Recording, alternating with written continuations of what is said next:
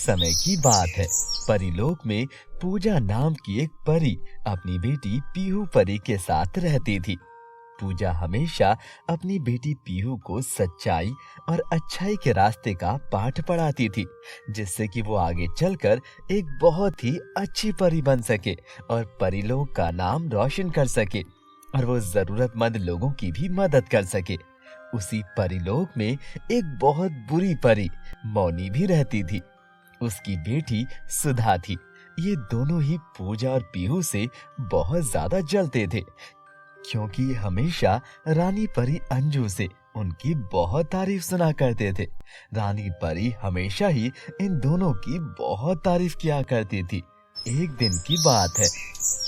क्या देख रही हो माँ धरती लोक पर? बेटा पीहू, वो देखो धरती लोक पर वो बेचारा बूढ़ा आदमी कितना ज्यादा लाचार है और कोई भी उसकी मदद नहीं करना चाहता है। वो बहुत दिनों से भूखा भी है। अब उसकी हालत बहुत ज्यादा खराब हो चुकी है। उसका कोई भी नहीं है ध्यान रखने वाला। तुम एक काम करो, अपना रूप बदलकर धरती लोक पर चली जाओ और उस आदमी की मदद करो। जब तक वो ठीक नहीं हो जाता तुम वापस नहीं आना। माँ, जैसी आपकी इच्छा, मैं उस बूढ़े आदमी की मदद के लिए जरूर जाऊंगी और जब तक उसका ध्यान रखूंगी तब तक कि वह पहले जैसा ठीक नहीं हो जाता। लेकिन बेटी याद रखना, तुम्हारी सच्चाई किसी को भी पता न चल पाए कि तुम एक परी हो, इसलिए अपने असली रूप में कभी भी किसी के भी सामने मत आना। हाँ, मुझे याद है, मैं इस बात का ख्याल भी रखूंगी। ये कहकर पीहू परी अपना भेष बदल लेती है और एक सामान्य लड़की के रूप में बदल जाती है और अपना भेष बदलकर वो अपने जादू से धरती लोक पर पहुंच जाती है और वो उस आदमी के पास चली जाती है जिसे उसने परी लोक से देखा था।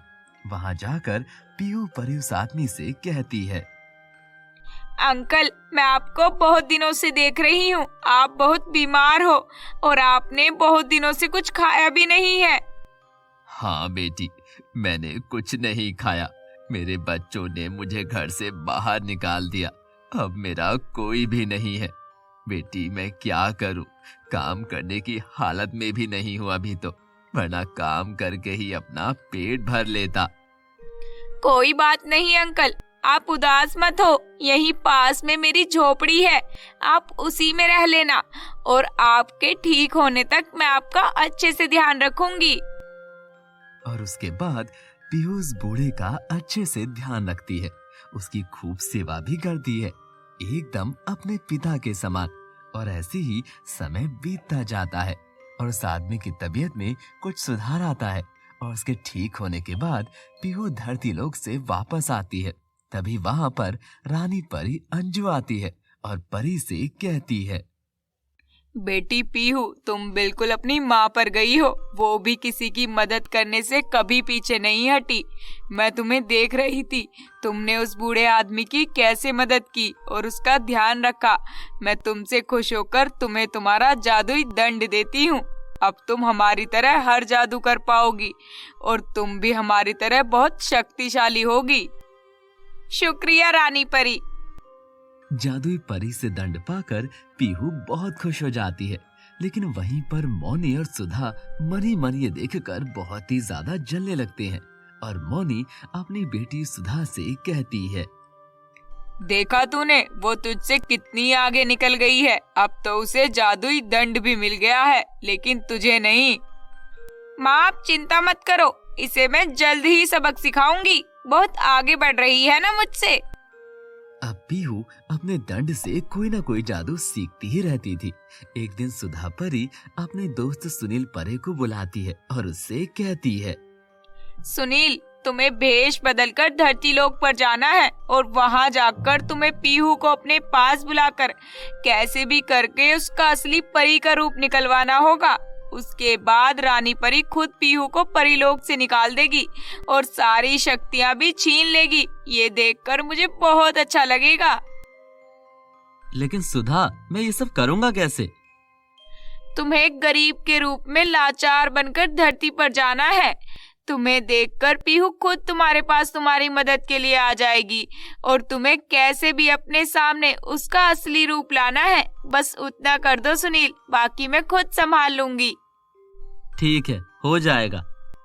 अब सुनील अपना रूप बदलकर धरती पर चला जाता है और वहाँ पर एक बहुत ही गरीब और लाचार का रूप लेकर रहने लगता है। इधर पीहू की माँ पूजा पीहू से कहती है, बेटी पीहू, अब तुम्हारा जन्मदिन आने वाला है, तो बताओ तुम्हें क्या चाहिए बेटा। माँ, मुझे कुछ भी नहीं चाहिए, आप मेरे पास हो, बस मुझे और कुछ भी नहीं चाहिए। मैं हर साल आपके साथ अपने जन्मदिन को इतनी खुशी से मनाती हूँ, बस मुझे और कुछ भी नहीं चाहिए। तुम बहुत ही अच्छी हो बेटी, तुम बड़ी होकर बहुत ही अच्छी परी बनोगी। धीरे धीरे दिन बीतने लगते हैं। एक दिन पीहू जादुई कुंड के पास आती है और उसमें देखती है एक बहुत ही लाचार औरत अपने बच्चे के साथ सड़क पर भीख मांग रही है। अरे ये क्या, कोई भी इनकी मदद नहीं करना चाहता है, कोई मदद के लिए तैयार ही नहीं है। मुझे ही अब इनके लिए कुछ करना चाहिए। ऐसा कहकर पीहू धरती पर आ जाती है और अपना रूप बदलकर उस लाचार औरत के पास जाती है और उससे कहती है, माँ जी, क्या हुआ आपको? आप ऐसे सड़क पर भीख क्यों मांग रही हैं? और वो भी अपने बच्चे के साथ? आपके पति कहाँ है माँ जी? बेटी क्या बताऊं, इसका बाप शुरू से ही बहुत नशा किया करता था। सारा पैसा उसने नशे में ही लगा दिया और हम सड़क पर आ गए। मेरे भीख में मिले पैसे से भी वह नशा ही किया करता था। एक दिन वो नशे में किसी गाड़ी के नीचे आ गया, जिससे उसकी मौत हो गई। अब मुझे ही अपने बेटे को पालने के लिए भीख मांगकर गुजारा करना पड़ता है।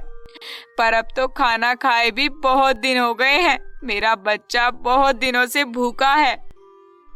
आप फिक्र न करो माँ जी, मेरा घर यहीं पास में ही है। आप मेरे साथ चलो, मैं आपको खाना खिलाऊंगी। आप मेरे साथ चलो, आओ। क्या सच में बेटी तुम हमारी मदद करोगी? हाँ माँ जी। आजकल तुम्हारे जैसे अच्छे दिल के इंसान बचे ही नहीं बेटी, पर तुम्हें देखकर लगता है कि मैं गलत थी। भगवान तुम्हारा भला करे बेटी।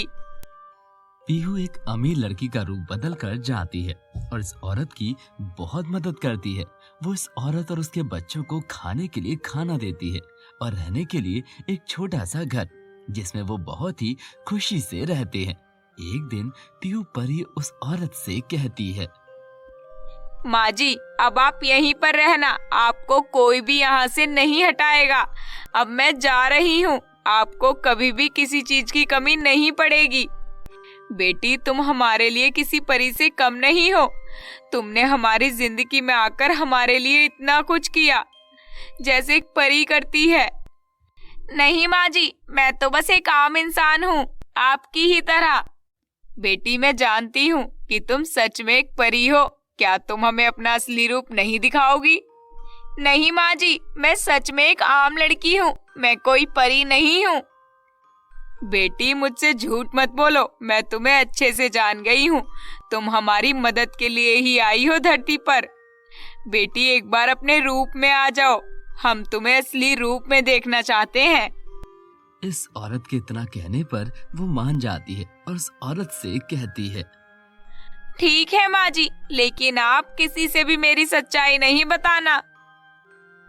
ठीक है बेटी, मैं किसी से भी नहीं बताऊंगी। पीहू अपने असली परी के रूप में आ जाती है। इसे देखकर वो औरत और उसका बच्चा दोनों हैरान हो जाते हैं। उसके बाद पीहू गायब होकर वहाँ से परी लोग चली जाती है। तभी उसे रानी परी कहती है, पीहू तुमने ये ठीक नहीं किया। तुमने अपना असली रूप आम इंसान के सामने दिखाया है। इसकी सजा तुम्हें जरूर मिलेगी। मैं तुमसे तुम्हारी शक्तियाँ छीन रही हूँ और अब से तुम धरती पर एक आम इंसान ही बनकर रहोगी। नहीं रानी परी, ऐसा मत कीजिए, मुझे एक मौका दे दीजिए। मैं अब ऐसा बिल्कुल नहीं करूँगी। मुझे माफ कर दीजिए रानी परी। रानी परी, मेरी बेटी को माफ कर दीजिए। उससे ये सब अनजाने में हुआ है। वो अब कभी भी ऐसा नहीं करेगी। उसे माफ कर दीजिए। नहीं, ये गलती माफी के काबिल नहीं है। जी रानी परी, परीलोक का नियम है, जो नियम कोई भी नहीं तोड़ सकता है, और जो ये नियम तोड़ेगा उसे सजा भी जरूर मिलेगी। पूजा और पीहू दोनों रानी परी से माफी मांगती हैं, लेकिन रानी परी पीहू की सारी शक्तियां ले लेती है और उसे एक आम लड़की बनाकर धरती पर भेज देती है। सुधा और मौनी बहुत खुश होते हैं। वहीं पूजा अपनी बेटी पीहू से अलग होकर बहुत उदास हो जाती है, और पीहू भी। अब पीहू आम लड़की थी, इसीलिए वो कोई जादू नहीं कर सकती थी। वो एक अच्छे दिल और साफ मन की लड़की थी, इसीलिए उसने लोगों की मदद करना ही शुरू कर दिया। वो लोगों की मदद किया करती थी। सभी लोग पीहू को दुआ देते। पीहू बहुत खुश हो जाती। वो काम करने लगी, जिससे वो खाने के लिए कुछ पैसे कमाए। धीरे धीरे दिन बीते और पीहू का जन्मदिन भी आ गया। पूजा उदास होकर रानी परी अंजू के पास जाती है और कहती है, रानी परी, उसे माफ कर दीजिए, वो अब कभी भी ऐसा नहीं करेगी। हाँ पूजा, मैं जानती हूँ और मैंने देखा है कि पीहू अपनी सारी शक्तियाँ खोकर भी सबकी मदद करने में लगी है। बिना किसी स्वार्थ के वो सभी लोगों की मदद कर रही है, और काम करके जो पैसा मिलता है इससे गरीब भूखे लोगों को खाना खिलाती है। आज उसका जन्मदिन है, इसीलिए मैं उसे आज के दिन माफ कर रही हूँ और उसे फिर से परी की शक्तियाँ वापस कर रही हूँ। रानी परी, आपका बहुत बहुत शुक्रिया। मैं जानती हूँ पूजा, तुम अपनी बेटी से अलग होकर बहुत उदास थी, पर तुम्हारी बेटी बिल्कुल तुम पर गई है। वो आगे चलकर जरूर रानी परी बनेगी। रानी परी अपने जादू से पीहू को परीलोक ले आती है और उसे फिर से उसकी सारी शक्तियाँ वापस दे देती है। पीहू, तुम बहुत अच्छी परी हो। तुमने सारी शक्तियाँ जाने के बाद भी सभी की मदद करना नहीं छोड़ा, इसीलिए आज तुम्हारे जन्मदिन के दिन मैं तुम्हें तुम्हारी सारी शक्तियाँ वापस कर रही हूँ और तुम्हें ये जादुई किताब भी देती हूँ। इस किताब की मदद से तुम बहुत ही अच्छे अच्छे जादू सीख सकती हो, लेकिन इसे किसी गलत हाथ में ना पड़ने देना। हमेशा अपने पास रखना। ये तुम्हारा जन्मदिन का गिफ्ट है मेरी तरफ से।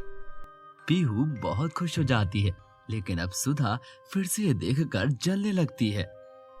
माँ, मैं कल रात को ही जाकर वो जादुई किताब चुरा लूंगी और सबसे शक्तिशाली परी बन जाऊंगी। हाँ बेटी, उसमें बहुत से ऐसे जादू हैं जो हमें बहुत ताकतवर बना सकते हैं। सुधा मौके की तलाश में लग जाती है। एक दिन जब पीहू किताब से जादू सीख कर उसे रख देती है, तो सुधा चुपके से जाकर वो किताब चुराकर वहां से भागने लगती है। लेकिन तभी उसके हाथों में आग लगनी शुरू हो जाती है और वो जोर जोर से चिल्लाने लगती है, माँ, मुझे बचाओ, मैं जल गई, कोई मुझे बचाओ। सुधा की आवाज सुनते ही रानी परी वहां पर आ जाती है। अच्छा, तो तुम ये जादुई किताब चुराने आई थी। अच्छा हुआ, तुम्हें उसकी सजा मिल गई है। ये किताब सिर्फ पीहू के लिए थी, और जो उसके लायक होता है ये किताब भी उसी का ही साथ देती है। तुम्हारी ईर्ष्या करने की सजा तुम्हें मिल गई है। दूसरों से जलने वालों के साथ कभी भी अच्छा नहीं होता है, इसीलिए हमेशा दूसरों के सुख में खुश रहना सीखो और दुख में दूसरों की मदद करना सीखो, जैसे पीहू करती है।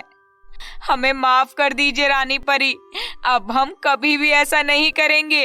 आप सुधा को ठीक कर दीजिए। वैसे ये इसके काबिल तो नहीं है, लेकिन फिर भी कर देती हूँ। उस दिन के बाद से वो कभी भी दूसरों को परेशान नहीं करती हैं और सभी खुशी से मिलजुल कर रहने लगते हैं।